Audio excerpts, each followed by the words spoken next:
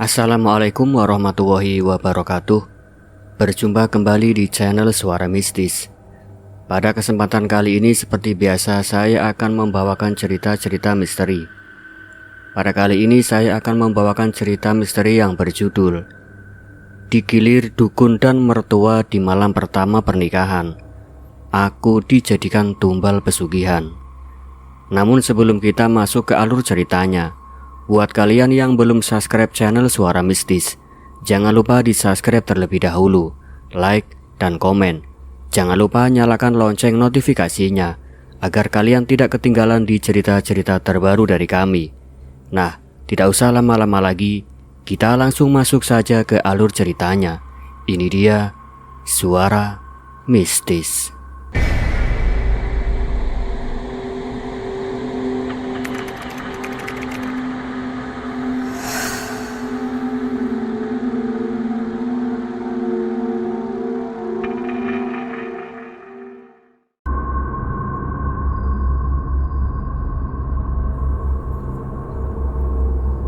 Salimah, gadis 25 tahun yang menikah dengan Basir, tidak pernah membayangkan bahwa malam pertamanya akan menjadi awal dari neraka. Alih-alih merasakan cinta seorang suami, ia dipaksa masuk ke dalam ritual pesugihan keluarga. Digilir oleh Basir, ayah mertuanya Rozak, dan seorang dukun bernama Bahar. Trauma dan gairah gelap bercampur, meninggalkan luka batin yang tak bisa disembuhkan. Seiring waktu, perhatian suami yang dingin mendorongnya lebih jauh ke pelukan Rozak. Hubungan terlarang berkembang menjadi obsesi, lalu berubah menjadi dendam ketika Salimah mengetahui bahwa dirinya hanyalah tumbal. Pesugihan keluarga membawa darah, erotika gelap dan kutukan.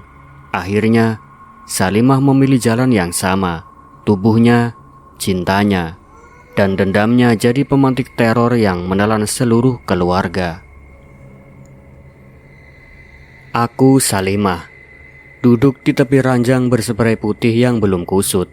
Di luar, derit bambu pagar belakang seperti orang menahan tawa. Dari celah jendela, lampu jalan menorehkan cahaya kuning pucat yang pecah di kaca, membentuk garis tak rata yang menyorot wajahku sendiri di cermin. Mata sembab, bibir pecah, sisa rias pengantin yang belum sempat kubersihkan. Di ruang tengah, gelas-gelas bekas tamu masih beraroma sirup. Perayaan baru saja selesai. Malam pertama, kata orang-orang dengan suara bercanda, sambil mengedip nakal, menganggap semua ini meriah dan suci. Tidak ada yang tahu bahwa dingin yang menggeliat dari lantai rumah ini lain macam. Dingin yang seperti mengendus kulit dan menunggu. Pintu kamar membuka. Basir, suamiku, berdiri dengan kemeja putih yang kancingnya tak rapi. Wajahnya tampan dengan cara yang tenang. Tapi malam ini matanya tidak menatapku lama. Ia menghela nafas, seakan sudah lelah sebelum apapun yang terjadi. Di belakangnya, langkah lain mendekat. Langkah yang kukenal sejak lamaran. Pelan, hati-hati, tapi selalu terlalu dekat. Rozak, ya, ayahnya, ayah mertuaku, dengan sarung bergaris, baju koko yang disetrika rapi, wangi minyak kayu putih dan tembakau. Ayah, nanti saja biar kami. Basir menoleh.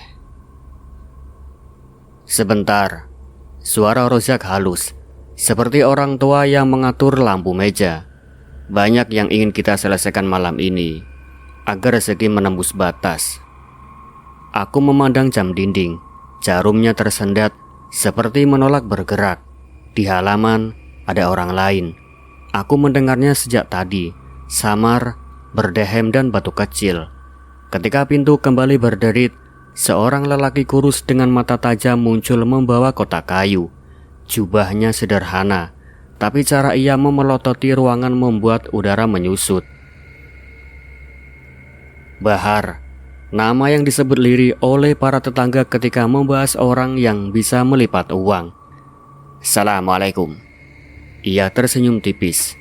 Malam baik, waktu baik, darah baik. Aku merinding. Basir, ini apa? Cuma doa, sahut Rozak cepat, agar rumah tangga kalian selamat, agar Basir naik posisi, agar kau kuat Salimah. Tak ada yang perlu ditakuti, tenang saja. Bahar membuka kotaknya. Di dalamnya, botol kecil berisi cairan gelap, beberapa benang merah, paku mungil, dan seikat daun yang mengeluarkan bau anyir.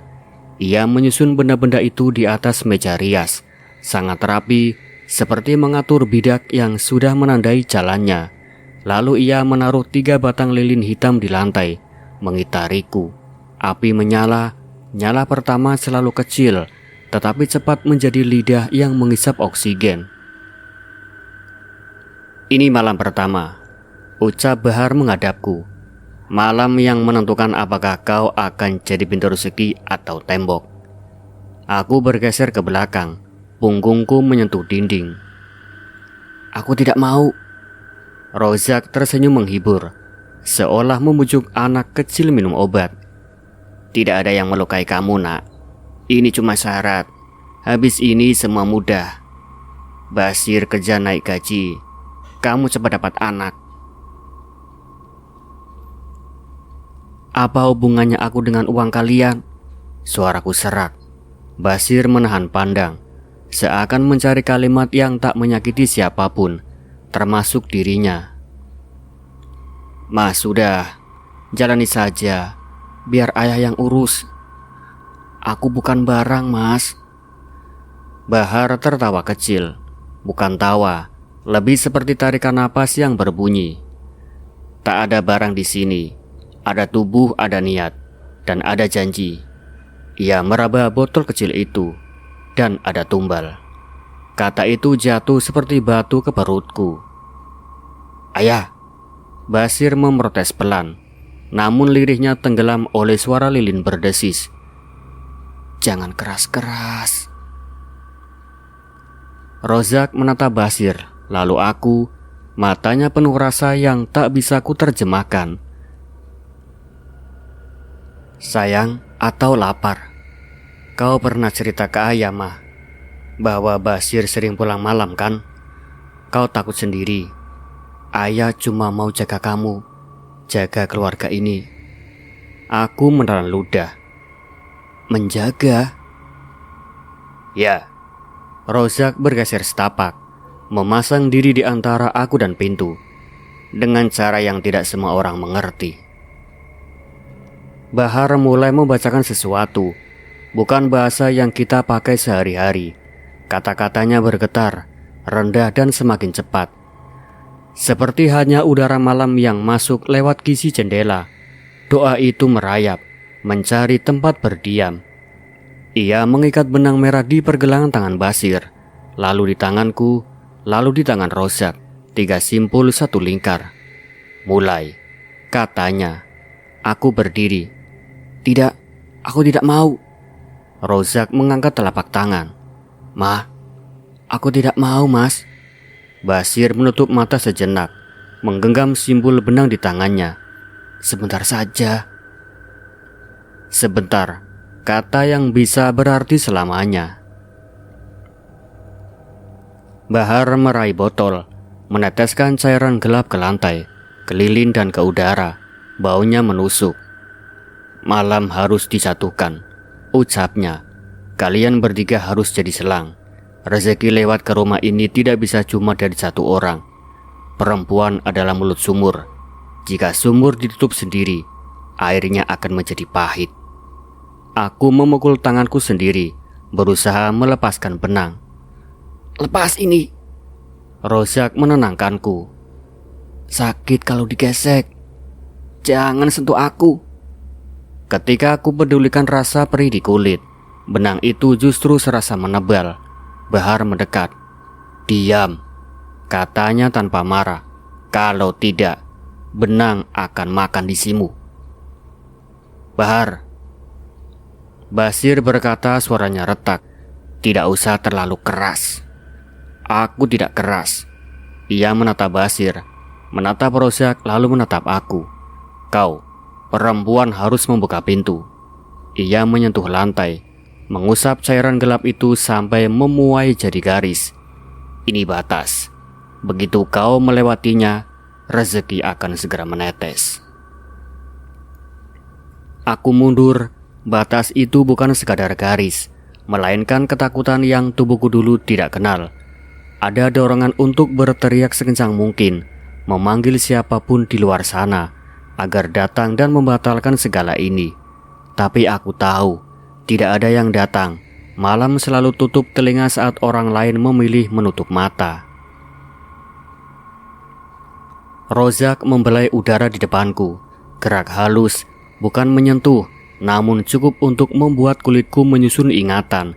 Ingatan tentang tatapannya ketika aku menyiapkan kopi sore, tentang suaranya saat menanyakan apakah aku sudah makan, tentang senyum kecilnya ketika membawakan buah ke dapur. Semuanya tampak wajar, sampai tidak lagi wajar. "Ma," katanya lembut, "ini demi kamu juga, demi kita. Ayah tidak akan biarkan kamu sendirian lagi." "Jangan panggil aku Ma." Aku menggigit bibir, merasakan asin darah. "Kau mertuaku." Bahar memejamkan mata dan melanjutkan bacaan. Nyala lilin miring, menguning, lalu menetap. Di dinding, bayangan kami bertiga seperti gambar yang pernah kulihat di kabut.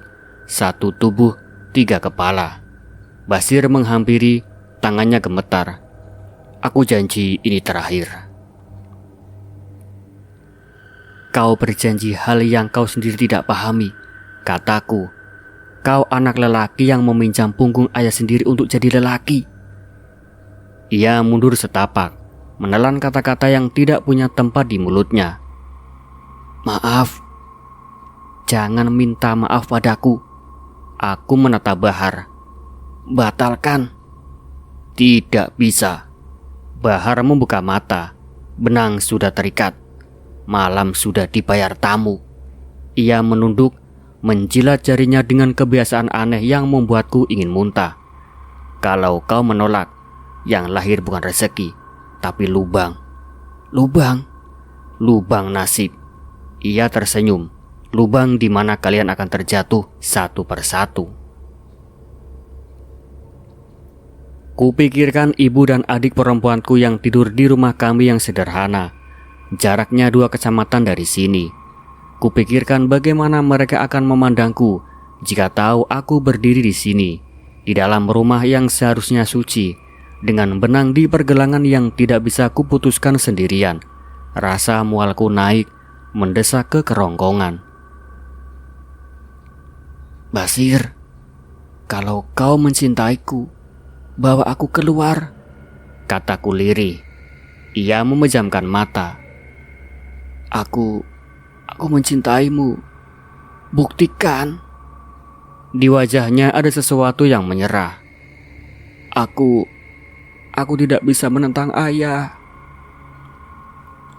Itu saja, kalimat yang melemparku ke ruang yang lebih dingin.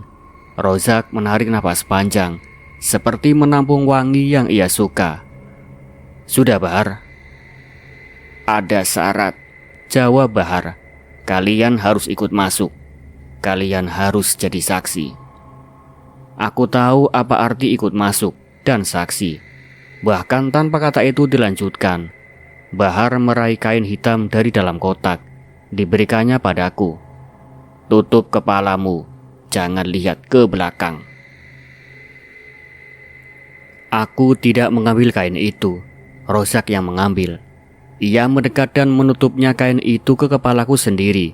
Gelap mendadak turun dan pekat. Aku bisa merasakan napasnya di dekat telingaku, hangat dan tak asing. Aku mendorong dada siapapun yang ada di depan, tetapi dengan lain menangkap pergelangan tanganku, mengarahkan dan mengikat. "Lepas! Lepaskan!" teriakku. "Diam!" Suara Bahar kini seperti dari perut lantai. "Kalau kau teriak lagi, lilin padam dan kita semua habis." Aku menggigil. "Padamkan saja." "Jangan," kata Rozak cepat. "Jangan, nak." Kepalaku menunduk. Kain menyentuh pipi. Hidungku menangkap bau minyak, keringat, dan sisa dupa yang menyelinap dari ruang tengah. Aku mencoba menghitung napas. 1, 2, 3.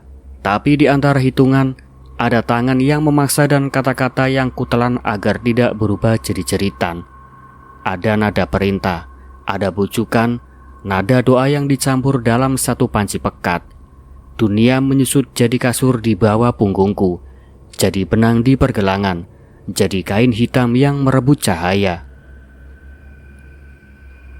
Aku tidak akan menceritakan apa yang terjadi satu persatu. Tidak ada gunanya. Yang penting adalah setelahnya. Ketika kain dilepas, aku tidak segera membuka mata. Udara di kamar berat seperti demam. Lilin masih menyala, tapi lebih pendek, dan cahayanya bergoyang di tepi pemandangan yang tidak ingin kulihat. Suara Bahar merendah, puas, menggumam sesuatu tentang pintu sudah dibuka, dan air sudah mengalir. "Ayah, sudah," ucap Basir parau. "Sudah nak," kata Rozak. Suaranya bergetar tipis, entah karena haru atau lapar yang telah ditenangkan. Bahar membereskan alat-alatnya. "Besok pagi, buang ini ke parit di belakang. Jangan menoleh. 3 hari jangan bersuara keras. 7 malam jangan menolak tidur." Ia menatapku. "Kau juga. Jangan minum air dari gelas yang pecah." Aku merapakkan spray ke tubuhku. Tanganku gemetar. Kulitku serasa bukan milikku. Aku ingin menyebut diriku sendiri agar tubuh ini kembali. "Salimah, aku Salimah. Aku bukan pintu. Aku bukan sumur. Aku adalah manusia." "Basir, pergilah." Suaraku tipis. Ia memandangku, bibirnya bergerak, tapi tak ada kata yang keluar. Lalu ia memang pergi, berdiri, menunduk sebentar, dan menghilang di balik pintu. Tinggal aku, Rozak, dan Bahar. Bahar menatap Rozak. Sejenak ada persetujuan yang melintas. "Jaga," katanya. "Jangan biarkan dia sendirian." "Aku tidak mau. Aku ingin sendiri," ujarku. "Kau tidak boleh sendiri malam ini," kata Rozak pelan. "Kenapa?" "Karena pintu baru saja dibuka." Bahar mengambil kotaknya, meniup sisa debu di permukaan meja rias, lalu melangkah ke ambang. Sebelum pergi, ia menoleh padaku. "Dengar tidak?" "Apa?" "Air rezeki," katanya, lalu pergi. Pintu menutup, suara kunci tidak terdengar, tapi aku tahu ada terkunci di sesuatu yang tidak bisa dibuka dari dalam. Rozak duduk di kursi dekat ranjang. Ia tidak menyentuhku. Ia hanya memandangi ujung spray yang kupeluk sampai buku-bukuku memutih. Maaf, katanya lirih. Aku tidak menjawab.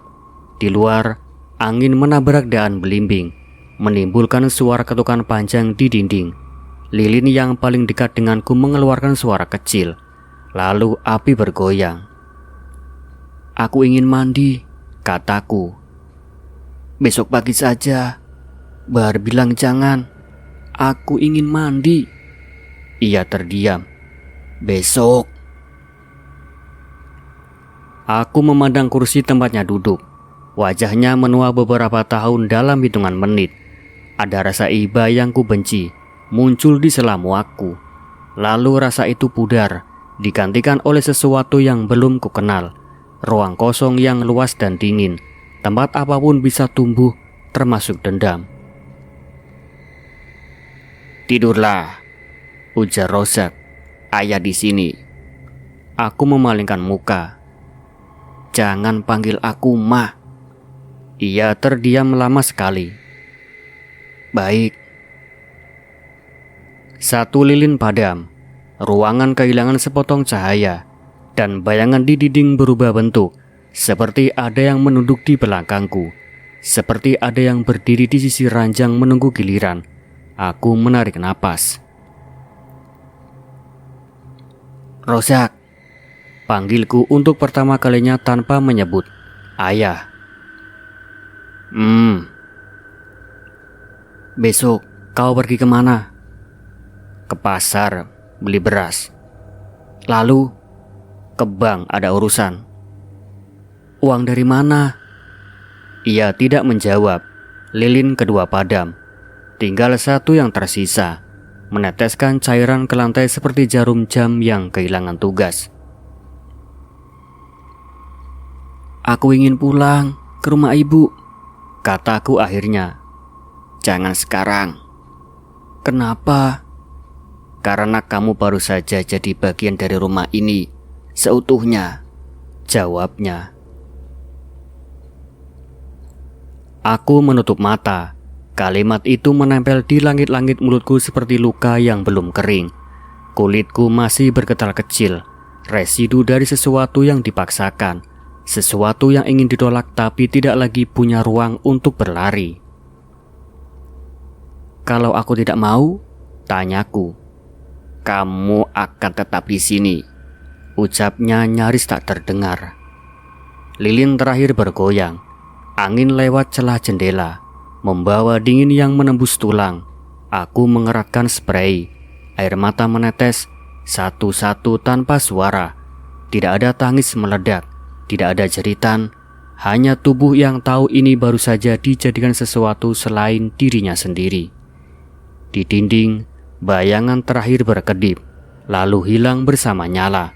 Lilin ketiga padam, gelap menutup kamar seperti kelopak mata raksasa. Aku terduduk, berselimut spray kusut, menahan napas agar tidak pecah. Sementara di suatu tempat dalam diriku ada pintu yang digedor-gedor dari dalam. Aku menangis diam-diam, dan malam seperti biasa pura-pura tidak mendengar. Pagi setelah malam itu aku berdiri di dapur menatap panci kosong. Tangan gemetar ketika hendak menuang air. Suara sendok beradu dengan gelas membuat jantungku berdebar seperti ada yang mengetuk dari dalam tubuhku. Basir duduk di kursi ruang tamu. Kemejanya sudah rapi. Wajahnya segar seolah malam tadi hanya mimpi burukku sendiri. Ia meraih kunci motor dan telepon genggamnya. Aku berangkat kerja dulu, Mah, katanya, menekankan panggilan yang entah kenapa kini terdengar hina. Aku menoleh sebentar, mencoba mencari tatapan yang peduli, sekadar pengakuan bahwa ada yang salah dengan semua ini. Kamu gak sarapan dulu? Nanti aja di pabrik, sama teman-teman, jawabnya datar. Ia menaruh uang kertas di meja, seolah menutup pembicaraan. Basir, suaraku nyaris pecah. Kamu gak mau ngomongin yang tadi malam? Ia berhenti sebentar di pintu, lalu menoleh sekilas. Matanya kosong. Sudah berlalu, jangan dipikirin. Sudah berlalu? Kamu kira aku lupa begitu saja? Basir menarik napas berat, lalu tersenyum hambar. Aku kerja dulu, Mah, jangan aneh-aneh. Lalu ia pergi. Pintu tertutup, suara mesin motor meninggalkan halaman, dan aku jatuh terduduk di kursi, menahan air mata yang memaksa keluar. Hari-hari setelahnya aku belajar cara baru untuk hidup, menyembunyikan luka dan menyembunyikan tatapan takut, menyembunyikan bau kemenyan yang masih menempel di rambutku. Di depan tetangga aku tersenyum, menjawab basa-basi mereka tentang bagaimana rasanya jadi pengantin baru. Dengan anggukan, mereka tidak tahu malam pertamaku lebih mirip hukuman. Rozak sering muncul di dapur, tidak pernah sekaligus, tetapi dengan alasan sederhana. Kadang hanya untuk mengambil korek api, kadang untuk mengecek beras. Tapi setiap kali ia lewat, matanya berhenti padaku terlalu lama. Salimah sudah makan? Tanyanya suatu sore, ketika aku tengah mengupas bawang. Aku hanya mengangguk. Ia mendekat, berdiri terlalu dekat hingga bau minyak kayu putihnya menusuk hidungku. Kamu jangan murung begitu. Ayah ngerti kamu kaget, tapi nanti juga bakal terbiasa. Aku menatapnya. Terbiasa dengan apa? dengan dipaksa. Rozak tersenyum kecil. Kamu pikir ayah tega? Semua ini demi kebaikan kalian, demi keluarga kita, demi kamu juga. Jangan bilang demi aku. Aku tidak minta apa-apa, kataku dingin. Ia tidak marah. Ia malah mengelurkan tangan, menyentuh bahuku ringan, seolah menenangkan. Tapi justru dari sentuhan itulah aku tahu niatnya tidak pernah murni. Basir semakin jarang pulang. Katanya lembur, katanya nongkrong. Setiap kali pulang pun matanya lelah, tubuhnya bau rokok dan keringat. Aku menyiapkan makan, ia hanya menyentuh sedikit lalu tidur. Tidak pernah ada percakapan panjang lagi. Aku pernah mencoba membicarakan perasaanku. Basir, kamu sadar nggak? Aku sendirian di rumah. Kamu nggak pernah tanya aku bagaimana. Ia mengusap wajah setengah jengkel. Aku kerja buat siapa kalau bukan buat kamu? Jangan untuk terus, aku capek. Capek? Aku lebih capek, Basir. Aku menanggung semuanya sendirian. Ia diam lalu berbisik. Tidur saja, besok masih pagi. Aku menatap punggungnya lama sekali malam itu, sadar bahwa jarak di antara kami lebih besar daripada jarak kemanapun ia pergi. Rozak semakin sering membantu, menawarkan diri mengantar belanja, menanyakan kabar. Pernah sekali ketika aku membawa cucian ke belakang, ia ikut berdiri di dekat sumur. Airnya keruh ya, katanya. Aku mengangguk, berusaha menjaga jarak. Tapi kamu tetap cantik, bahkan lebih cantik dari kemarin. Aku menoleh tajam. Jangan bicara begitu. Ia tertawa lirih. Kenapa? Salah kalau ayah bilang kamu cantik. Aku ingin berteriak, tapi suaraku tercekat. Hanya tangan yang kugenggam erat di ujung kain agar tidak gemetar. Malam itu, ketika aku baru saja memadamkan lampu kamar, pintu diketuk 3 kali. Aku tahu siapa belum cek-cek. Aku tahu siapa sebelum membuka. Rozak berdiri di sana, membawa mangkuk kecil berisi air. Ini buatmu, Bahar yang suruh. Katanya kamu harus minum biar gak mimpi buruk. Aku menatap mangkuk itu. Aku gak mau. Jangan menolak. Matanya menajam. Kamu lupa siapa yang sudah buka pintu buat rezeki keluarga ini. Kamu bagian dari itu. Kalau kamu melawan, semuanya bisa runtuh. Aku mundur selangkah. Pergi dari sini. Rozak tidak bergerak. Ia hanya menaruh mangkuk itu di meja, lalu melangkah pergi. Kalau tidak mau minum, nanti mimpi datang sendiri. Keesokan harinya Bahar benar-benar datang. Ia duduk di ruang tamu. Wajahnya tetap datar. Basir sudah berangkat bekerja, meninggalkanku sendirian menghadapi mereka. Bagaimana? Tanyanya pada Rozak. Perempuan itu sudah jinak apa belum? Aku mendengarnya begitu jelas. Belum sepenuhnya, jawab Rozak. Tapi dia mulai mengerti. Bahar menoleh padaku, tatapannya tajam. Kamu tahu kan, ritual tidak berhenti di malam itu saja. Ini baru awal. Kalau kau menolak, semuanya akan celaka, termasuk kamu sendiri. Aku mengepalkan tangan. Aku tidak takut pada kalian. Bahar tersenyum miring. Kamu boleh berkata begitu, tapi tubuhmu tahu siapa yang berkuasa. Aku ingin menampar wajah mereka, tapi kakiku terpaku di lantai. Ada sesuatu dari tatapannya yang membuatku merasa telanjang meski aku masih berpakaian lengkap. Malam harinya aku tidak bisa tidur. Aku rebah menatap langit-langit yang retak. Lilin-lilin tak pernah dipakai ritual seakan masih menyisakan bau. Basir tidak ada di sisi. Hanya kesunyian yang merayap seperti ular. Aku akhirnya terlelap dalam kegelisahan. Dan aku bermimpi. Dalam mimpi itu, tubuhku telentang di lantai yang dipenuhi darah ayam, Cairannya lengket, hangat, menetes ke leher dan dadaku. Aku berusaha bangun, tapi tidak bisa. Dari arah belakang, tangan kasar membelai punggungku. Aku menoleh dan melihat wajah Rozak.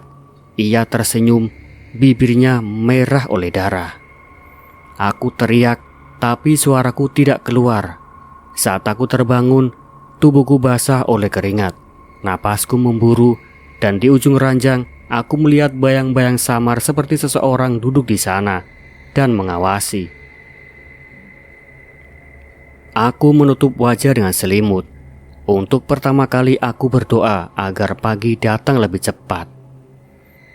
Aku mulai menghitung hari bukan dari pagi ke pagi, tetapi dari detik ke detik antara bunyi sandal, Basir menjauh dan pintu depan tertutup. Di sela jarak itu, kesunyian mengembang seperti jamur, menebarkan bau lembab yang tak kelihatan. Aku berjalan dari dapur ke ruang tamu, dari ruang tamu ke kamar, lalu kembali ke dapur, hanya untuk memastikan aku masih ada di dalam tubuhku sendiri. Terkadang aku menyalakan radio pelan, sekadar suara manusia yang menuntut apapun, lalu mematikannya lagi karena setiap lirik terasa seperti ejekan. Basir pulang makin larut. Saat datang, ia meletakkan helm, menaruh telepon genggam, mandi sebentar, lalu tidur. Bila aku bertanya, jawabannya pendek, tipis, dan menguap di udara. "Kamu lembur?" "Iya." "Sama siapa?" "Anak-anak pabrik." "Kamu gak mau cerita?" "Aku capek, aku mau tidur." Kalimat terakhir itu menjadi pagar. Di belakangnya aku bukan istri. Aku cuma penerima kabar yang tidak boleh bertanya lebih jauh. Aku tahu hidup rumah tangga butuh ruang untuk lelah. Tapi malam-malam kami bukan lelah. Ia kosong, hampa yang memantul. Di tengah ruang kosong itulah Rozak mengisi. Ia datang tidak terburu-buru, mengetuk pintu dapur, menyodorkan buah, menanyakan kabar, mengomentari hujan. Gerakannya lembut, cermat, seolah telah mempelajari peta rumah dan peta tubuhku sekaligus. Hari pertama, ia menawari untuk mengantar belanja. Hari kedua, ia memperbaiki engsel lemari yang berderit. Hari ketiga, ia duduk di bangku panjang dekat jendela, memandang halaman sambil mengusap-usap jarinya. "Kamu suka belimbing?" katanya seakan pertanyaan sederhana bisa menambal sobekanku. "Biasa saja." "Dulu ibu mertuamu suka sekali. Dia bilang, yang manis itu kadang tumbuh di batang yang tampak biasa." Aku terdiam. Rozak menoleh, senyumnya tipis. "Basir itu mirip aku waktu muda. Diam, keras kepala. Kadang terlalu yakin bahwa uang bisa menyelesaikan semuanya." "Uang gak bisa menutup luka," jawabku tanpa menatapnya. "Betul. Karena itu keluarga perlu lebih dari uang. Perlu yang bisa memeluk saat malam menggigil." Ia mengangguk kecil. Aku ingin menyuruhnya berhenti, tapi kata-katanya jatuh justru di tempat yang kucoba kabur. Rasa dingin itu, ketika Basir tidak memeluk, siapa yang harus kupeluk? Pertanyaan buruk itu pernah kubuang. Namun seperti semua hal buruk, ia menemukan jalan pulang. "Salimah, ayah tahu kamu marah. Tapi marah itu jangan dipelihara sendiri. Jadi batu, nanti bikin dada sesak." Suaranya lirih. "Kalau marahnya bukan aku yang mulai, kita semua korban keadaan." "Keadaan apa?" "Rezeki, nasib, dan dosa yang turun-temurun." Aku menatapnya. "Kamu menyebut dosa. Bagus, berarti kamu tahu itu salah." Rozak diam berkedip. "Segala yang salah kadang lahir dari takut kehilangan. Kehilangan anak, kehilangan rumah, kehilangan nama baik. Ayah cuma berusaha menahan semuanya agar tetap utuh." "Dengan mengorbankan aku?" Ia menunduk. Ayah salah, tapi ayah juga sayang. Lalu menatapku lagi. Kata itu, sayang, seharusnya tidak keluar dari mulutnya kepadaku. Namun ketika ia melewatinya begitu saja, kata itu tidak langsung membuatku memuntahkannya. Ia justru menimbulkan dengung samar, seperti suara kabel listrik di atas genteng, nyaris tak terdengar tetapi ada. Hari-hari berikutnya Rozak semakin lihai dalam diam. Ia tidak lagi banyak bicara, tapi keberadaannya menjadi bantal bagi suara-suara di kepalaku. Ia menawariku teh jahe ketika perutku mual. Ia mengganti bohlam kamar mandi tanpa ku minta. Ia menjemur kasur ketika hujan reda. Setiap kebaikan kecil itu menyusup melalui retak di dinding batinku. Kebaikan yang salah alamat. Tetapi aku, fatalnya mulai mengizinkan kebaikan itu tinggal.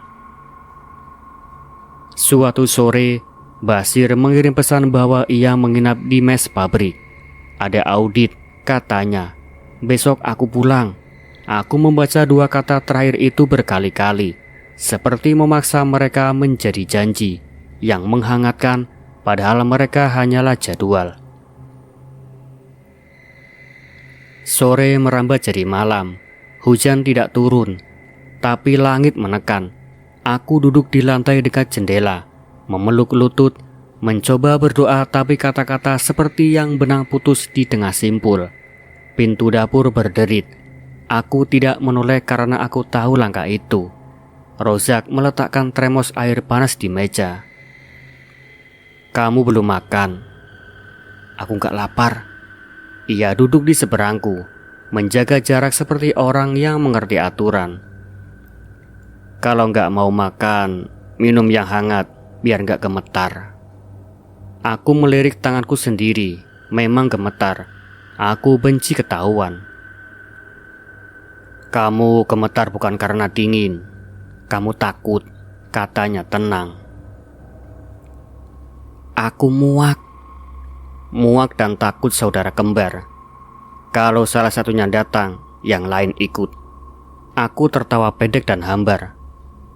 Kamu jadi psikolog sekarang. Ayah cuma orang tua yang kehabisan cara, ucapnya. Kamu boleh membenci ayah, tapi izinkan ayah menemani tanpa syarat. Tanpa syarat? Aku menatap lekat. Kamu serius? Ayah serius. Berarti kamu gak akan... Kata-kataku macet di tenggorokan. Ayah janji, malam ini tidak ada apa-apa. Aku tidak percaya sepenuhnya, tapi rasa letih di sendi-sendi membuatku menerima kursi yang ia tarikan. Kami duduk berhadapan, secangkir teh di antara kami. Waktu melambat. Lampu dapur memandarkan cahaya kuning bias di kulitku. Aku sadar setiap helai rambut yang lepas di pipi, setiap tarikan napas yang berbisik. Kesadaran yang terlalu tajam itu menyakitkan sekaligus menenangkan, seperti menggaruk luka. Kenapa kamu baik sekali sama aku? Tanyaku lebih kepada diriku sendiri. Karena kamu sendirian, dan ayah benci melihat orang sendirian, jawabnya pelan. Aku punya suami, tapi suamimu sedang belajar menjadi orang lain. Aku membeku. Apa maksudmu? Teman-teman baru, kebiasaan baru, cara pulang yang baru. Kamu menuduh. Ayah hanya mengamati. Aku ingin marah, tapi di bawah amarah itu ada ketakutan yang lebih tua. Kemungkinan bahwa aku memang ditinggalkan tanpa diberi nama. Rozak tidak menepuk punggungku, tidak juga menyentuh tanganku. Ia hanya menatap lama, seperti orang mendengarkan musik yang sudah hafal melodinya. Sunyi menjadi bentuk perbincangan lain. Kami tidak bicara, tapi suara mengalir, membentuk talang rahasia di bawah kulit. Malam kian dalam, radio tetangga memutar lagu lawas. Aku mematikan lampu dapur, menyisakan cahaya dari ruang tamu. Kami pindah duduk ke bangku dekat jendela. Di luar, angin menggesek daun belimbing. Aku merasa antara benci dan butuh, dua rasa yang makan jadi piring yang sama. Salimah, kalau suatu hari kamu kuat, kamu boleh pergi. Ayah tidak akan tahan, katanya akhirnya. Pergi kemana? Ke tempat yang kamu anggap rumah. Kalau rumahnya sudah dirusak di malam pertama, maka kita bangun dinding sementara. Aku menoleh. Dengan apa? Dengan pelukan kalau kamu mau, atau sekedar keberadaan. Suaranya sangat pelan. Kata pelukan menimbulkan riak kecil. Aku merasakan persendian yang tegang mengendur sedikit. Bukan karena kata itu indah, tapi karena tubuhku kehabisan cara menolak. Aku membencinya, dan dalam jeda yang salah, aku membutuhkannya. Rasa jijik dan rasa butuh menyentuh bibir gelas yang sama. Aku meneguk sedikit, dan pahitnya justru menenangkan. Kalau aku minta kamu jangan tinggal malam ini, ayah akan pulang. Kalau aku minta kamu jangan pulang, ia tidak segera menjawab. Napasnya tertahan sekejap lalu mengalir. Ayah tetap di ruang tamu. Pintu kamarmu tertutup. Aku mengangguk, dan itu mungkin adalah momen ketika sebuah pintu lain terbuka. Bukan pintu ritual yang menjijikan, melainkan pintu kecil di dada yang retak. Pintu yang seharusnya dijaga, tapi aku sedang terlalu lelah untuk menjaga. Malam bergerak tanpa suara. Aku berjalan ke kamar, membiarkan pintu tidak tertutup rapat. Kudengar Rozak mematikan radio, menyampirkan kain di lengan kursi, lalu menarik napas begitu panjang. Aku duduk di tepi ranjang, memandang lantai. Ingatan malam pertama mengepul, lilin hitam, benang, dan mantra. Tapi di atas ingatan itu muncul bayangan baru, bayangan sebuah tangan yang tidak memaksa, sebuah suara yang tidak mengancam, bayangan salah yang terasa benar karena kesepian memberi garam pada apapun. Aku berdiri di ambang. Rozak, ia menoleh dari ruang tamu. Iya nak. Ada jeda di mana aku berharap seseorang memadamkan listrik di seluruh kota. Gelap menyelamatkan, tapi lampu tetap menyala, dan keputusan yang buruk menyukai terang yang kotor. Temani aku sebentar, kataku, suaraku nyaris tidak keluar. Ia bangkit, langkahnya pelan. Di ambang kamar ia berhenti, seperti orang yang tahu batas. Kamu yakin? Aku tidak yakin, tapi tubuhku mengangguk. Tidak ada paksaan malam ini, ucapnya.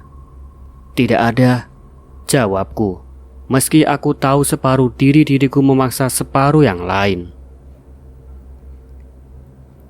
Ia menutup pintu sampai tinggal celah. Lampu kamar diredupkan. Kami duduk, saling diam, saling mendengar detak jam dinding.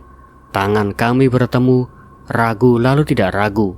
Aku menutup mata saat bahuku disentuh. Tidak kasar, tidak tergesa.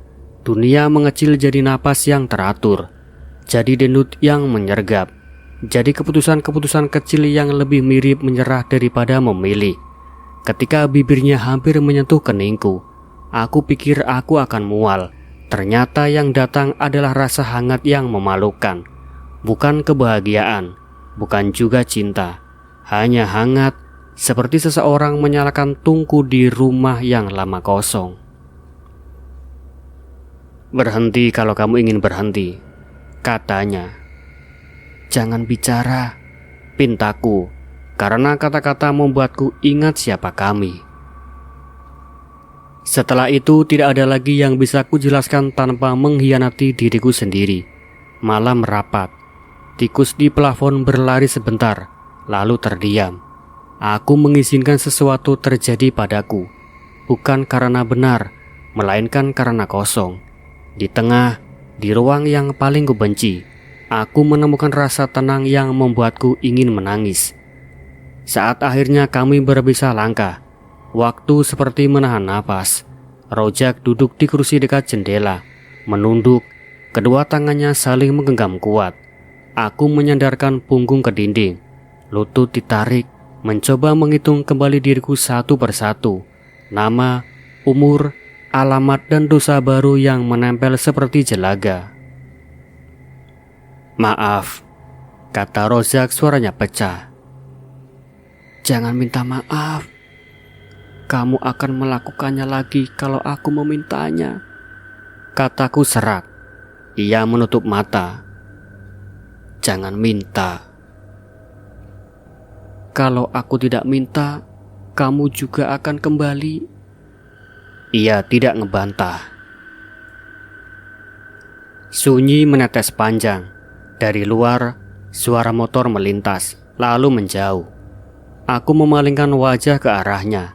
Wajah Rozak tampak puas, bukan puas yang sombong, melainkan lega, seperti seseorang yang akhirnya mendapatkan air setelah menahan dahaga berhari-hari. Melihat itu, suatu di dalam dada mendidih, bukan marah, bukan juga rindu. Rasa bersalah naik ke tenggorokan dan menekan napas. Aku menatap wajahnya lama-lama, dan hatiku bergetar, bukan oleh cinta, melainkan oleh kenyataan bahwa aku sudah melompati garis yang kubuat sendiri. Garis yang kusebut harga diriku, garis yang kini tinggal menjadi noda. Di cermin, bayanganku memudar di tepi cahaya. Aku ingin menutup mata, tapi rasa bersalah tidak padam ketika gelap. Ia justru menyala lebih terang daripada kelopak, dan malam lagi-lagi memilih pura-pura tidak melihat.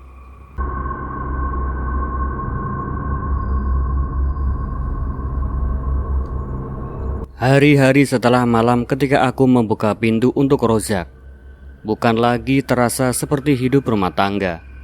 Mereka lebih menyerupai penjara dengan aturan tak tertulis. Basir sibuk di luar, aku sibuk berpura-pura, dan Rozak sibuk mengikatku dengan tali yang tak kasat mata. Aku tahu aku salah, tapi rasa salah itu tidak cukup kuat untuk menghentikan langkahku. Semakin aku menghindari Rozak, semakin ia pula mendekat. Dan yang paling menakutkan adalah, semakin aku ingin berlari, semakin tubuhku menunggu langkahnya. Bahar kembali pada suatu malam hujan. Ia datang dengan payung hitam. Tubuhnya basah kuyup tetapi wajahnya tetap datar. "Ritual belum selesai," katanya begitu masuk. "Malam pertama hanya membuka pintu. Sekarang waktunya mengisi wadah." Rozak menyalakan rokok, duduk santai seakan sudah menanti kabar itu. "Apa syaratnya?" Bahar menatapku. "Darah sudah ada. Sekarang harus ada kenikmatan. Perempuan itu harus memberi dengan sukarela, tanpa paksaan. Kalau tidak, rezeki berhenti di pintu, tidak pernah masuk ke dalam rumah." Aku tercekat. "Sukarela? Kau pikir aku akan mengiyakan?" Bahar tersenyum tipis. "Kamu sudah melakukannya. Bedanya kali ini bukan sekadar pengorbanan. Ini harus jadi kebiasaan. Tubuhmu jadi ladang. Kalau ladangnya kering, keluarga ini juga ikut kering." Rozak menoleh padaku. Matanya hangat tapi beracun. "Dengar, Mah. Semua ini untuk kita. Kamu sudah mulai terbiasa kan? Tidak perlu menolak lagi." Aku ingin berteriak, tapi ada bisikan lain di dalam diriku.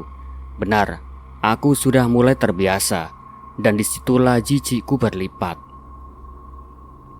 Basir mulai mencium ada yang aneh. Ia pulang lebih cepat beberapa kali, hanya untuk menemukan rumah lengang.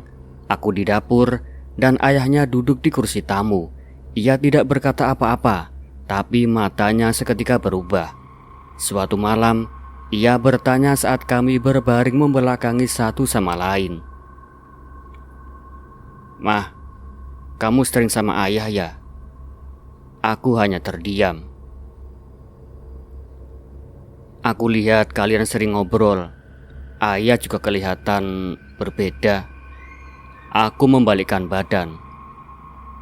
"Kalau aku cerita, emangnya kamu percaya?"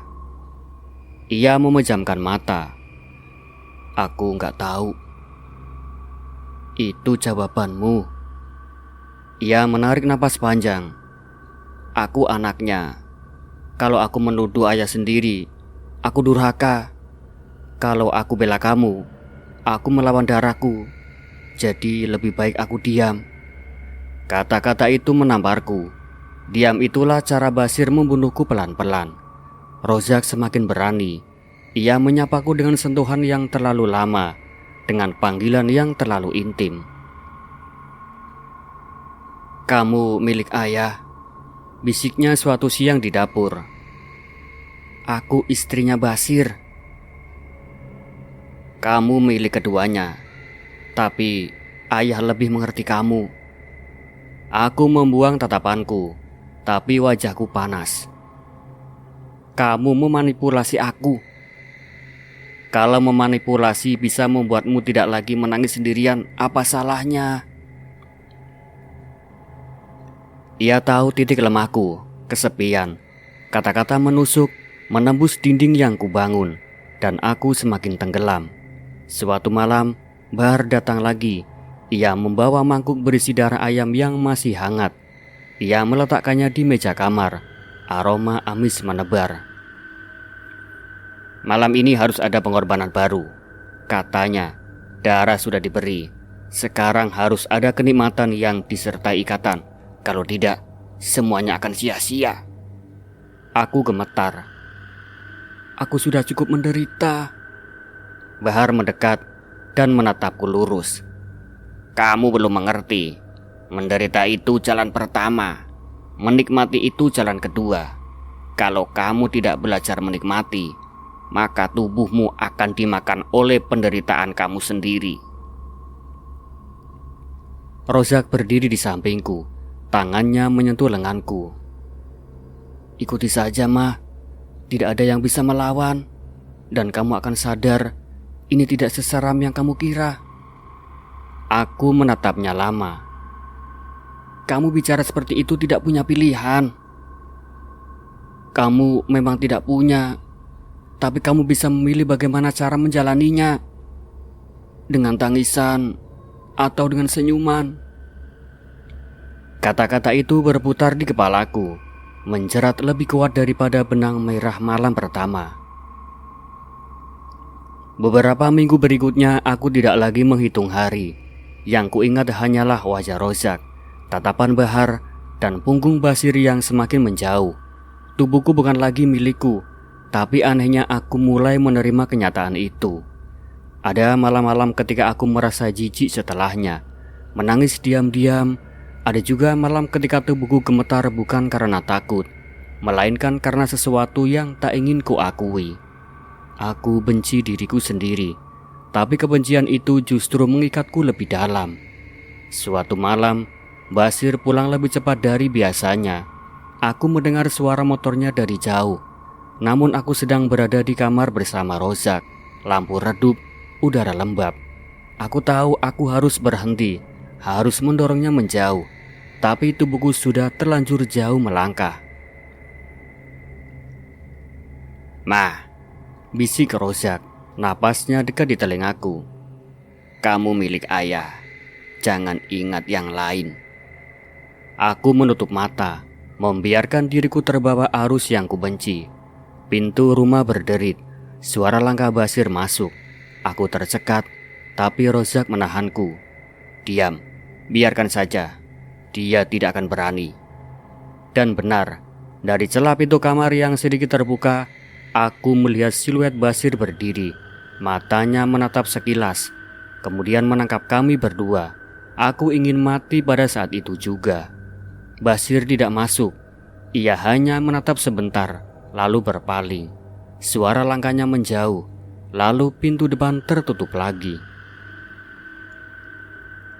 Aku terdiam. Tubuhku gemetar, rasa malu, jijik, dan anehnya letupan kenikmatan bercampur jadi satu. Rozak memegang daguku, memaksaku menatapnya. Lihat, dia tidak akan pernah melawan. Jadi kamu tidak perlu merasa bersalah. Kamu cuma perlu memilih siapa yang benar-benar ada untukmu. Aku menunduk. Air mata jatuh di pipi. Dalam misakanku, aku menyadari satu hal yang lebih mengerikan daripada malam pertama pernikahanku. Aku sudah terlalu jauh masuk dan tidak tahu bagaimana harus keluar. Aku selalu percaya bahwa pernikahan adalah tempat berlindung, meski sejak awal jalannya pincang. Tapi malam itu, ketika semua topeng jatuh, aku sadar aku bukan pengantin, aku hanyalah korban. Bahar datang dengan senyum yang lebih dingin dari biasanya. Ia duduk di kursi ruang tamu tanpa permisi, membuka kotak kayunya, mengeluarkan botol-botol kecil berisi cairan hitam. Di sampingnya, Rozak berdiri dengan wajah tenang, sementara Basir duduk gelisah, tangannya meremas ujung celananya. Aku baru keluar dari dapur membawa air panas ketika mereka berhenti bicara seketika, seolah menutup rapat sesuatu yang seharusnya kudengar. "Apa yang kalian bisikan?" tanyaku. Rozak tersenyum. "Bukan apa-apa, Mah. Ini urusan laki-laki." Aku menaruh teko di meja, menatap satu persatu. Bahar menatapku lama, lalu tertawa kecil.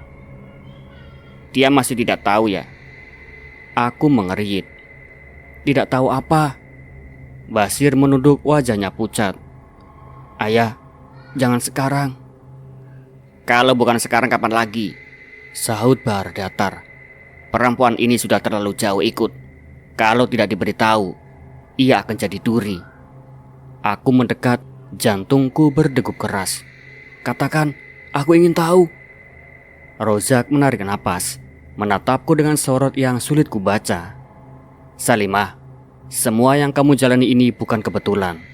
Malam pertama itu, kebersamaan kita, bahkan sikap Basir, semua bagian dari perjanjian." Kakiku goyah. "Perjanjian? Perjanjian apa?" Bahar menjawab dengan tenang dan menusuk. "Pesugihan. Kekayaan tidak datang dari kerja keras semata. Perlu tumbal. Dan tubuhmu, darahmu, kenikmatanmu itulah tumbal yang kami serahkan." Aku ternganga. "Apa? Kalian menjadikanku tumbal?" Basir buru-buru berdiri. "Mah, dengar dulu. Diam." Suaraku pecah, menggema di ruang tamu. "Jadi selama ini cinta kita bohong. Pernikahan kita cuma alat." Rozak mendekat, mencoba menenangkanku. "Bukan begitu. Ayah lakukan semua ini demi kamu juga, demi kita semua, agar hidupmu tidak miskin, agar kamu tidak sengsara. Dengan menjual tubuhku, dengan menjadikanku mainan Bahar dan dirimu sendiri." Rozak terdiam lalu berkata lirih. "Kamu lebih dari sekedar mainan. Kamu adalah pintu rezeki. Tanpa kamu kita semua akan jatuh." Aku menatap Basir, mencari secercah pembelaan. "Basir, katakan kalau ini bohong. Katakan kalau kamu menikahiku karena cinta, bukan karena pesugihan busuk ini." Basir menutup wajah dengan kedua tangan. Aku gak bisa menyangkal. Aku gak bisa menyangkal, Mah. Ayah yang atur semua ini. Aku hanya ikut. Ikut? Air mataku jatuh begitu deras. "Kamu suamiku, Basir. Kamu seharusnya melindungiku, bukan malah menyerahkan aku." Bahar terkekeh, suaranya dingin. "Kamu masih belum mengerti, Salimah. Tubuhmu bukan milikmu lagi. Tubuhmu adalah persembahan. Setiap tetes darah, setiap detik kenikmatanmu sudah jadi milik kami." Aku memandangnya dengan mata merah. "Kau iblis." "Aku hanya perantara." Bahar mengangkat bahu. "Kamu yang menyerahkan diri. Waktu kau berhenti menolak, waktu kau mulai menikmati, itu saat perjanjian jadi sempurna." Aku mundur, tubuhku bergetar. Kata-katanya menusuk, membongkar rahasia terdalam yang bahkan tidak ingin kuakui. Ada bagian dari diriku yang memang terjerat, yang tak bisa membedakan antara trauma dan gairah. "Tidak, aku korban. Aku dipaksa." Rozak menatapku penuh perasaan yang menyiksa. "Mungkin awalnya begitu, tapi sekarang kamu butuh ayah. Kamu butuh ini. Jangan bohongi dirimu sendiri, Salimah. Aku menutup telinga kemudian berteriak. Cukup. Aku tidak mau lagi. Aku ingin pergi. Bahar berdiri, mendekat, matanya begitu tajam. Kamu bisa saja pergi, tapi ingat, perjanjian tidak bisa diputus. Kalau kamu lari, kutukan jatuh ke keluargamu, ibumu, adikmu. Mereka semua yang akan menanggungnya, Salimah. Aku terdiam, tubuhku lunglai. Kau mengancam keluargaku? Aku hanya mengingatkan, Salimah. Setiap pintu yang dibuka harus dijaga. Kalau kamu tinggalkan, pintu itu akan mencari darah lain. Aku jatuh terduduk di lantai. Wajahku tertutup kedua tangan. Aku merasa dihianati sepenuhnya. Cinta, pernikahan, tubuhku semua hanya alat. Aku tidak punya tempat aman lagi. Basir mendekat, kemudian berlutut di sampingku. Maafkan aku. Aku mendorongnya kasar. Jangan sentuh aku. Aku jijik melihatmu. Ia terdiam, matanya berkaca-kaca. Rozak hanya berdiri, wajahnya penuh obsesi yang tak lagi bisa ia sembunyikan. Bahar tersenyum dingin, puas melihat aku hancur. Malam itu aku masuk kamar sendirian. Lampu kupadamkan. Hanya cermin di sudut ruangan yang masih memantulkan bayangan samar dari cahaya bulan. Aku menatap diriku sendiri lama sekali. Wajahku tampak asing, mataku bengkak, rambutku kusut, bibirku pecah-pecah. Tapi yang paling menyeramkan adalah tatapanku sendiri. Aku melihat api di sana, api dedam yang menelan semua rasa takut. Aku mendekat, hampir menempelkan wajah ke kaca. Suaraku berbisik, tapi terdengar jelas di telingaku sendiri. Kalau kalian menganggap aku tumbal, kalian salah. Aku akan jadi kutukan. Mata di cermin membara merah, entah karena air mata atau karena sesuatu yang baru saja tumbuh di dalam diriku. Dan untuk pertama kalinya sejak malam pernikahanku, aku tersenyum. Bukan senyum bahagia, melainkan senyum dendam yang mengendap. Sejak malam aku menatap cermin dan melihat mataku sendiri berubah merah. Ada sesuatu yang patah di dalam diriku. Tapi kepatahan itu tidak membuatku rapuh. Justru dari retakan itu tumbuh api kecil yang membakar pelan. Aku bukan lagi pengantin yang ketakutan. Aku bukan lagi istri yang pasrah. Aku tumbal yang kini belajar menjadi kutukan. Aku mulai belajar memainkan peran. Siang hari aku tetap menyiapkan makan, menyapu halaman, menyambut tetangga dengan senyum sederhana. Tapi di dalam rumah, aku bermain. Dengan tatapan, dengan jarak yang sengaja kubuat dekat lalu menjauh, dengan sentuhan yang seolah kebetulan. Rozak, ayah mertuaku, lelaki yang dulu kulihat hanya sebagai bayangan orang tua, kini terperangkap.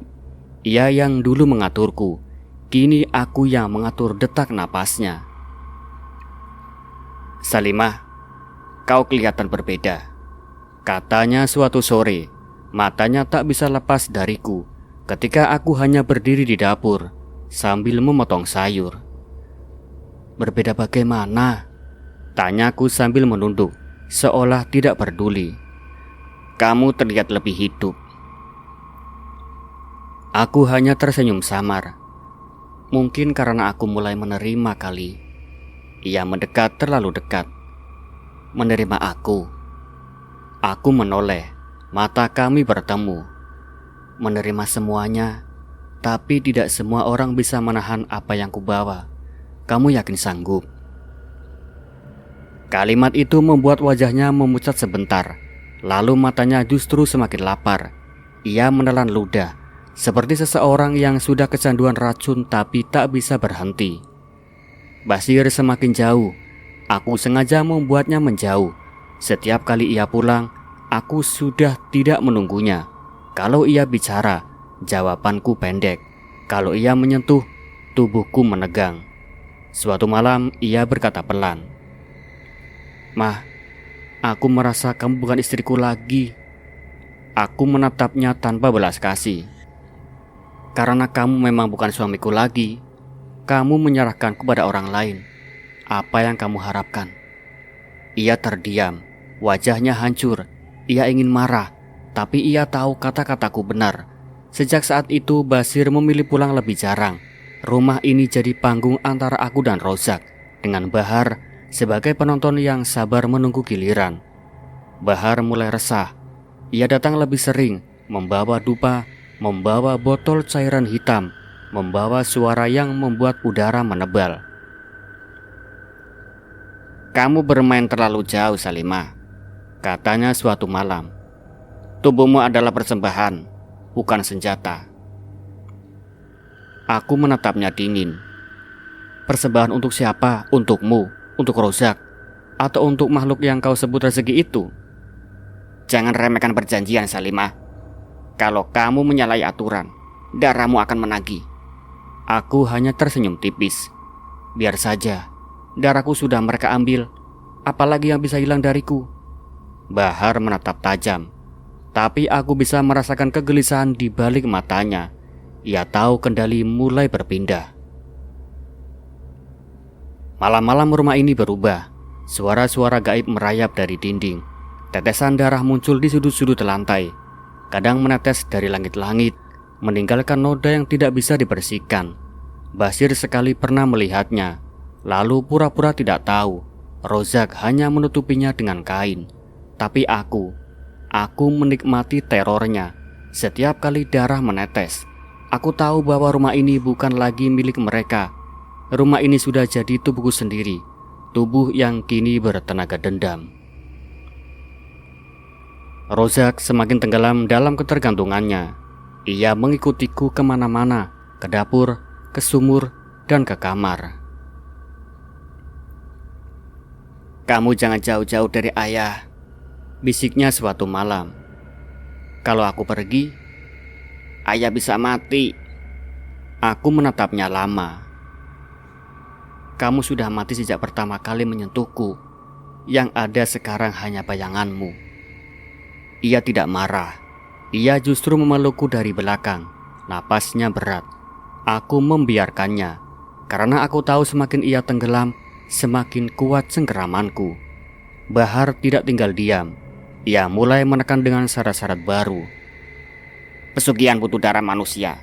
Kalau tidak, kalian semua akan hancur, katanya dingin. Rozak menatapnya dengan gelisah. Darah siapa? Siapa saja, tetangga, orang asing, tidak penting. Yang penting darah manusia. Aku menyela, suaraku pelan. Kenapa tidak darahku saja? Bukankah aku sudah jadi tumbal? Bahar menggeleng. Tubuhmu sudah dipakai untuk pintu kenikmatan, tidak bisa untuk darah.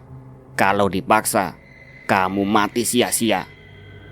Aku tersenyum samar. Mungkin itu justru yang kuinginkan. Bahar menatapku lama, lalu berkata lirih. Kamu berbahaya, Salimah. Kalau kau terus bermain, kau akan menguasai bukan hanya Rozak, tapi juga aku. Mungkin itu memang tujuanku, bisikku. Suatu malam, ketegangan memuncak. Rozak dan Bahar duduk berhadapan di ruang tamu. Aku berdiri di tengah, sengaja membiarkan tubuhku jadi pusat. Kamu tidak boleh menguasainya sendiri, Rozak, kata Bahar. Rozak menjawab tajam. Dia istriku, dan dia milikku. Dia tumbal, bentak Bahar. Tubuhnya milik pesugihan Rozak. Dia bukan milik siapapun kecuali aku. Aku menatap mereka bergantian, lalu duduk perlahan di kursi, menjalankan kaki, diam-diam menikmati bagaimana dua lelaki itu saling memperebutkanku. Salimah, katakan, siapa yang kau pilih? Bahar menatapku tajam. Aku hanya tersenyum dan tidak menjawab. Rozak semakin gusar. Jangan tanya dia. Dia tidak akan menjawab. Dia hanya untukku. Aku menunduk sedikit, membiarkan rambut menutupi wajahku. Dan di balik rambut itu, Aku tersenyum-senyum yang lahir dari api dendam yang permainan yang kini kupegang sepenuhnya. Untuk pertama kali sejak malam pernikahanku, aku merasa berkuasa. Dan melihat Rozak serta Bahar bertengkar demi diriku adalah pemandangan paling indah, sekaligus paling mengerikan yang pernah ada. Aku tahu permainan ini baru saja dimulai. Ruang tengah malam itu berubah menjadi kamar mayat. Lantai sudah ditutupi kain putih, dan di atasnya terhampar sesajen, kepala kambing, mangkuk penuh darah, dupa menyala yang menebarkan asap tebal, lilin hitam berdiri di 4 sudut, meneteskan cairan yang lengket seperti darah beku. Bahar duduk bersila di tengah, wajahnya dingin, matanya kosong seperti sedang menatap sesuatu yang tak kasat mata. Di telinganya, sebilah pisau berkilat tajam, panjang dan dingin. Malam ini kita sempurnakan, ucapnya suaranya serak, tapi setiap kata seperti palu menghantam tulang. Tumbal harus diserahkan penuh, darahnya, napasnya, tubuhnya, agar uang mengalir 7 turunan. Aku dipaksa duduk di depan mereka. Tangan terikat dengan kain merah yang sudah kaku karena darah ayam sebelumnya. Suara jantungku keras, tapi wajahku tetap datar. Dalam kepalaku, suatu kalimat berulang. Mereka pikir aku akan tunduk. Mereka pikir aku akan mati untuk mereka. Rozak berdiri di belakangku. Aku bisa mendengar napasnya tidak teratur. Ada penyesalan di sana, tapi penyesalan yang datang terlambat. Bahar, apa tidak ada cara lain? Suaranya bergetar. Tidak ada, jawab Bahar dingin. Dia sudah jadi pintu. Sekarang dia harus jadi korban. Tapi dia istrinya Basir. Bahar menoleh cepat, matanya menyipit. Jangan bicara tentang pernikahan. Tidak ada istri suami dalam perjanjian ini. Yang ada hanya tumbal dan pemberi tumbal. Aku menoleh sekilas ke Rozak. Mataku menatapnya tajam. Kamu baru sadar sekarang. Setelah menyerahkan aku berkali-kali, sekarang kamu pura-pura peduli. Rozak menutup wajah dengan tangan, tapi tidak bergerak maju. Ia tetap berdiri di sana, setia pada ketakutannya sendiri. Basir duduk di sudut ruangan, rambutnya berantakan, matanya merah. Ia tampak gila, menatapku seperti orang asing. "Mah, kalau ini bikin hidup kita tenang, lebih baik kamu ikhlaskan," katanya pelan, hampir berbisik. Aku ingin tertawa. "Kamu benar-benar sudah mati sebagai suamiku, Basir." Bahar mengangkat pisau. Pisau itu memantulkan cahaya lilin, seperti lidah besi yang haus daging. Lalu ia mendekat. "Perempuan jangan melawan. Kalau kamu pasrah, sakitnya sebentar. Kalau melawan, rohmu akan terjerat di rumah ini selamanya, Salimah." Aku menatap matanya. "Rohku sudah terjerat sejak malam pertama. Kamu yang salah menghitung." Ia menunduk. Pisau hampir menyentuh kulit leherku. Bau logam dinginnya menusuk hidung. Aku bisa mendengar tetesan darah kambing jatuh ke mangkuk, seperti jarum jam yang menuju akhir. Rozak berbisik hampir memohon. "Bahar, hentikan, kita sudah cukup." "Tutup mulutmu, Rozak. Kamu pengecut. Tanpa perempuan ini, kamu tetap akan miskin. Aku yang memelihara rezekimu, bukan kamu." Basir tertawa kecil. Suaranya parau. "Iya, ayah. Kita semua cuma budak Bahar. Dia yang raja. Kita cuma pengemis." Bahar menoleh tajam. "Diam, anak tolol. Kau bahkan tidak berguna kecuali menyerahkan istrimu." Aku menghirup napas panjang. Ada sesuatu yang bergerak di dalam tubuhku. Dendam, rasa jijik, gairah yang dipelintir berkali-kali. Semua bercampur jadi arus listrik yang membuat kulitku panas. "Kalau kalian kira aku akan mati untuk kalian, kalian salah besar," bisikku. Bahar menekan pisau ke leherku.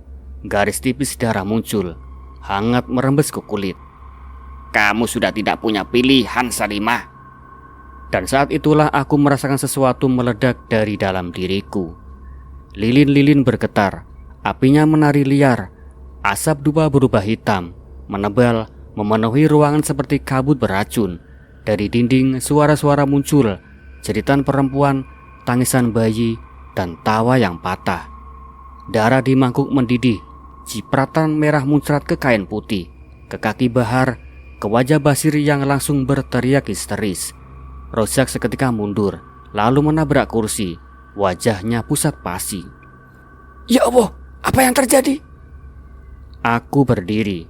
Meski tanganku masih terikat, mataku panas, pandanganku kabur merah. Tubuhku gemetar bukan karena takut, melainkan karena sesuatu yang lebih besar dari diriku sendiri sedang merayap keluar. Aku bukan tumbal, aku kutukan, kataku. Bayangan hitam muncul dari punggungku, bergerak seperti asap pekat yang hidup. Ia menjulur dan memanjang, berbentuk tangan-tangan kurus dan kuku yang tajam. Bahar terbelalak. Apa ini? Aku menatapnya dingin. Ini balasannya, Bahar. Bayangan itu melingkar cepat ke arah Bahar. Pisau di tangannya terlepas. Tangan hitam itu menjerat lehernya, menekan kuat. Bahar meronta, wajahnya merah, lalu ungu. Suara napasnya tersendat-sendat, seperti hewan yang dicekik di meja jagal. Lepaskan aku. Ia berusaha meraih pisau, tapi bayangan lain muncul, meraih pergelangannya dan mematahkan dengan bunyi krek yang tajam. Rozak menutup mulut dan terisak. Basir hanya duduk di sudut, menertawakan semua dengan mata kosong. Aku melangkah maju, mendekat pada Bahar yang tercekik. Mataku tak berkedip. Kamu bilang tubuhku persembahan, Bahar. Sekarang tubuhku jadi algojo. Bahar berteriak tanpa suara. Lidahnya terjulur, matanya hampir keluar dari rongga. Bayangan hitam itu menekan lebih keras, membuat tulang lehernya berderit. Darah dari mangkuk tiba-tiba meluap, mengalir ke lantai, merambat seperti sungai meraih menuju tubuhku. Aku merasakan panasnya meresap ke kulit, seolah aku sedang berminum api. Aku tersenyum, senyum yang dingin, senyum penuh dendam. Dan pada akhirnya Bahar terjatuh tersungkur, tubuhnya kejang-kejang, matanya melotot membeku. Bayangan hitam kembali menyerap masuk ke tubuhku, meninggalkan udara yang berbau amis dan terbakar. Aku berdiri tegak, napasku stabil, menatap Rozak yang ketakutan dan Basir yang kehilangan akal. Malam itu, untuk pertama kalinya aku merasa bukan korban lagi. Aku adalah bencana. Rumah itu seperti paru-paru yang kehabisan oksigen. Dinding mengerang pelan, lantai berdenyut seolah menahan sesuatu yang hendak lahir. Setelah Bahar terjatuh, ruang tamu tidak kembali menjadi ruang tamu. Ia menjelma ruang tunggu yang panjang, tempat semua keputusan buruk yang mengantri untuk menagih balas. Aku berdiri di tengah, dengan masih berbekas ikatan. Basir duduk bersandar di lemari, tatapannya kosong seperti orang baru bangun dari operasi yang gagal. Rozak berdiri di ambang, napasnya naik turun, wajahnya berantakan oleh rasa takut yang telah datang. Salimah, suara Basir pecah. Kita masih bisa perbaiki semua ini, Salimah. Apa yang mau perbaiki? Tanyaku datar. Kau tidak kehilangan rumah. Kau kehilangan dirimu sendiri, Basir. Aku minta maaf, Salimah. Aku salah, katanya lirih. Maafmu bukan kunci, Basir. Rozak melangkah hati-hati, menatapku seperti orang mendekati api. Nak, ikut ayah. Kita keluar dari rumah ini. Rumah ini sudah ada di dalam tubuhku, ayah, jawabku. Kemanapun kalian melarikan diri, kita akan duduk di ruangan yang sama. Dari langit-langit tetes-tetes gelap mulai jatuh. Bukan darah, hanya bayangan yang menetes. Tapi setiap tetes menimbulkan dingin yang menusuk tulang. Lampu berkedip, udara memendek. Suara yang tidak punya mulut berbisik di sela-sela kursi dan rak piring. menyebut namaku, mengeja pelan. Salimah. Salimah. Basir berdiri goyah, lalu berjalan padaku. Peluk aku, Salimah.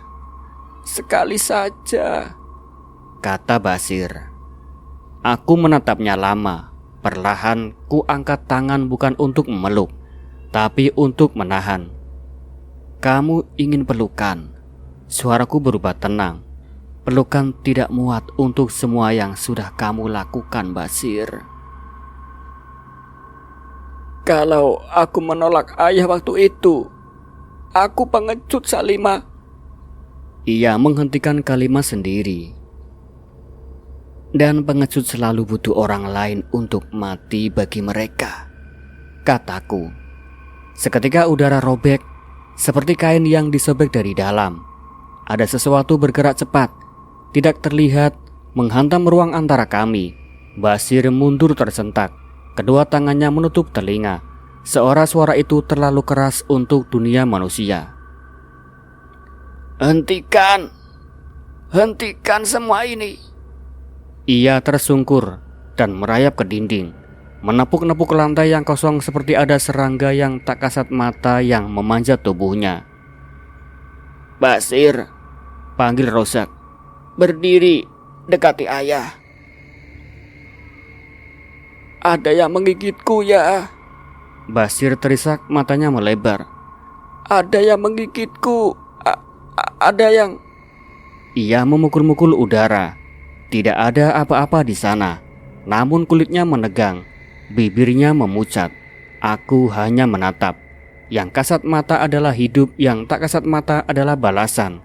Basir merangkak, menabrak meja, lalu terjatuh lagi. Tangan kanannya bergerak refleks, mencakar lengan kirinya sendiri, meninggalkan garis-garis kusam yang memucat, lalu menggelap. Lepaskan. Lepas. Berhenti. Rozak menjerit mendekat, namun berhenti setengah langkah ketika udara di depannya berdesir dingin, seolah seseorang menodongkan laras senapan beku ke dadanya. Dia tidak disentuh, kataku pelan. Dia disadarkan. Basir memukul dinding, sekali, dua kali, tiga. Maaf. Maaf, Ma. Maaf. Teriak Basir. Aku menutup mata sepersekian detik. Di tempat paling sunyi dari diriku sendiri, ada simpati yang hendak lahir. Lalu aku ingat malam pertama, benang merah, lilin hitam, suara yang memerintahku diam, dan simpati itu gugur tanpa sempat bernama. Basir berhenti berteriak. Ia duduk terdiam, kemudian mencoba bernapas. Sekejap, kupikir badai di tubuhnya mereda. Lalu kepalanya menoleh ke arahku, perlahan, patah, seperti engsel tua yang angkuh. Matanya sama sekali tidak mengenaliku. Bukan maaf yang kau butuh, tapi kebenaran, kataku kepada Basir. Aku sudah telat. Selalu telat, katanya. Langit-langit berderit, rak piring berguncang. Basir mengangkat tangan, entah untuk menolak sesuatu atau menerima. Lalu hening mengembang hening yang terasa berat dan mengandung. Dalam hening itu, ia seakan menyusut dari dalam, seperti dihisap oleh sesuatu yang tidak ingin memperlihatkan wajah. Bibirnya terbuka tanpa suara. Aku tidak bergerak. Rozak membeku dengan tangan terulur tak berani menyentuh. Ketika hening itu pecah, yang tersisa dari Basir adalah napas yang dibiarkan menggantung, lalu lenyap. Matanya memandang kosong, setengah terbaca, seperti seseorang yang akhirnya paham. Keterlambatan adalah pintu yang hanya bisa dibuka dari luar. Basir. Rozak berbisik memanggil anaknya. Namun nama itu jatuh ke lantai dan tidak bangun lagi. Aku mengambil kain yang semalam menutup sesajen, menyambirkan ke tubuh Basir seperti selimut terakhir. Semoga ada sekolah yang mau mengajarkanmu kata melindungi di sisi lain duniaku, ucapku. Rozak mundur selangkah. Kau membunuh anakku Salimah. Aku menoleh. Tidak, kebohonganmu yang melakukannya, Rozak. Ia menatapku panjang. Di mata itu, untuk pertama kalinya, kutemukan bukan hanya nafsu dan tipu daya, melainkan kehilangan yang telanjang. Tolong hentikan semuanya. Ambil aku kalau perlu. Jangan sentuh dia lagi. Ia menunjuk tubuh Basir yang sudah hening. Tidak ada yang menyentuhnya lagi. Yang ada hanya akibat, Rozak, kataku. Api kecil menyala di tepi karpet. Muncul begitu saja, tanpa pemantik. Rozak menoleh terkejut. Aku tetap menatapnya. Api itu merayap pelan, tidak liar, seperti tahu jalannya sendiri. Ia mengitari karpet, kemudian mengarah ke kami berdua. Rozak menurunkan pandangan ke tanganku. Biar ayah yang menahan. Kalau memang kamu ingin api, biar lewat pada ayah saja, kata Rozak. Aku maju setapak. Jarak kami tinggal 2 kepal tangan. Kau ingin menahan, terlambat. Tapi ada satu hal yang masih bisa kau lakukan. Apa, Salimah? Berhenti menyebut dirimu korban keadaan. Ia menarik napas. Kalau itu yang membuatmu tenang, ayah berhenti, Salimah. Api kini menyentuh tepi bajuku, namun tidak menyakitiku. Sensasinya aneh, hangat yang tidak membakar, menyala yang tidak melukai. Aku mengangkat tangan, menelusuri udara. Kau pernah bilang aku milikmu. Kau lupa. Sesuatu yang kau klaim tanpa hak akan menagih harga menduakan, kataku pelan. Salimah, suaranya remuk. Peluk aku, kataku bukan janji. Kataku bukan janji, bukan permainan, hanya keputusan yang mengatur musim ke musimnya. Ia ragu lalu mendekat.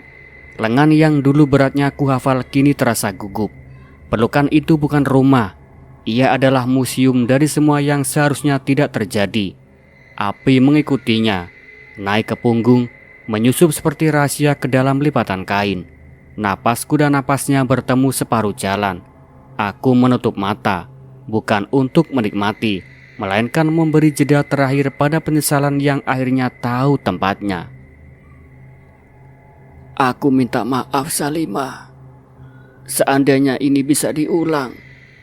Ia berbisik di telingaku. Tidak ada pengulangan, hanya pembacaan ulang, kataku. Api bangun lebih tinggi, namun ia tetap aneh. Panas yang memeluk, bukan memangsa. Rozak bergeming, sebentar tegang, lalu pasrah. Ia tidak menjerit, hanya mata yang basah. Pelan sekali, lengan itu kemudian melemah. Ayah, turunkan tanganmu, ucapku untuk pertama kali menyebutnya begitu tanpa ironi. Ia melakukannya. Api melingkari tubuhnya, lalu memudarkan garisnya dari pandanganku. Hening kembali. Di dadaku bukan kemenangan yang tumbuh, melainkan kesunyian yang padat. Di sudut ruangan sesuatu bergerak. Bukan api, bukan juga angin. Bayangan hitam yang semalam menyelinap dari tubuhku kembali muncul lebih pekat dan lebih berniat. Ia menghirup udara, seakan mencoba mencicipi sisa-sisa bahar yang masih bergantung di dinding. Lalu ia melaju ke arah ruang belakang, tempat mayat bahar terbaring dingin. Tidak ada suara ketika bayangan itu menelan. Hanya berkurangnya berat di ruangan, seolah ruangan mengambil napas yang panjang, menahan, lalu mengembuskannya beban yang bukan miliknya. Sudah, kataku. Dan bayangan itu memandangku sebentar. Kalau bisa disebut memandang, sebelum kembali menyusup ke dalam, seperti air yang mengerti muaranya. Pagi datang tanpa burung, tanpa pedagang sayur. Hanya cahaya yang menumpuk ke lantai seperti orang mengetuk pintu tanpa niat masuk. Aku membuka semua jendela. Asap sisa malam bergerak lambat, enggan pergi, tapi akhirnya merelakan dirinya menjadi tipis. Tetangga tidak datang. Mungkin rumah ini menolak langkah orang lain, atau kabar semalam belum menemukan kata-kata untuk menceritakannya. Yang tinggal di sini hanyalah aku dan segala yang telah ditinggalkan. Di ambang pintu, kusandarkan punggung. Perutku mengeras pelan, mengumumkan sesuatu yang kaum kupahami tanpa guru. Aku menunduk, menempelkan telapak ke kulit sendiri. Perasaan denyut yang asing tapi begitu akrab. Ada hidup di sana. Ada pertanyaan-pertanyaan yang belum punya tempat berteduh. Salimah. Suara itu datang tanpa arah. Aku tidak terkejut. Rozak, tanyaku. Di sini. Lirih, dekat tapi tak berpenduduk tubuh. Bahar, Tanyaku lagi. tentu. Sahut suara kedua, lebih dingin, lebih tajam. Perjanjian tidak mati bersama pemilik lidahnya, Salimah. Aku menarik napas panjang. Kalian semua sudah selesai. Tidak ada yang selesai, Salimah. Kau membawa kami. Bisik Rozak. Bukan kalian, tapi bayang-bayang kalian semua, kataku. Bayang-bayang kami yang memilih tempatnya sendiri, Salimah. Sahut Bahar nyaris senang. Dan tubuhmu adalah tempat yang paling ramah. Aku memejam. Di balik kelopak, kulihat wajah ibuku, adikku, jalan kecil menuju rumah yang lama. Rumah lain yang tidak tahu apapun tentang benang merah, lilin, dan godaan yang menyaru sebagai pelindung. Kalau kalian tetap tinggal, kalian akan bertanggung jawab atas apa yang lahir, kataku. Kau kini milik kami selamanya, Salimah. Dua suara itu bertaut lirih, seolah mengusap gelisahku dengan tangan yang tidak punya jari. Aku membuka mata. Jalanan depan sepi. Angin pagi lewat, membawa bau tanah basah yang netral, bau yang tidak berpihak. Aku duduk di ambang rumah yang sudah tidak mirip rumah, memeluk perutku yang membesar pelan, mengatur napas satu persatu. Ada bagian dari diriku yang ingin meratap, ada bagian lain yang ingin tertawa, dan sisanya memilih diam, seperti ruang otopsi setelah lampu dimatikan. Kalau kalian mengira aku milik kalian, kalian belum belajar dari malam ini, kataku ke udara. Yang kalian miliki hanyalah sisa-sisa suara, dan suara pada akhirnya akan kalah oleh tubuh yang memilih jalannya sendiri. Di kejauhan, matahari berusaha menembus awan tipis. Cahaya yang sampai di wajahku bukan hangat, tapi cukup untuk melihat, cukup untuk berjalan. Aku menoleh sekali pada ruangan yang telah menelan suami, mertua, dan dukun yang menulis naskah nerakanya di halaman rumahku. Lalu kupalingkan wajah ke depan. Kaki kiriku maju, kaki kanan menyusul.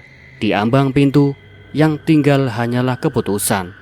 Dan keputusan seperti dendam, tidak pernah benar-benar selesai.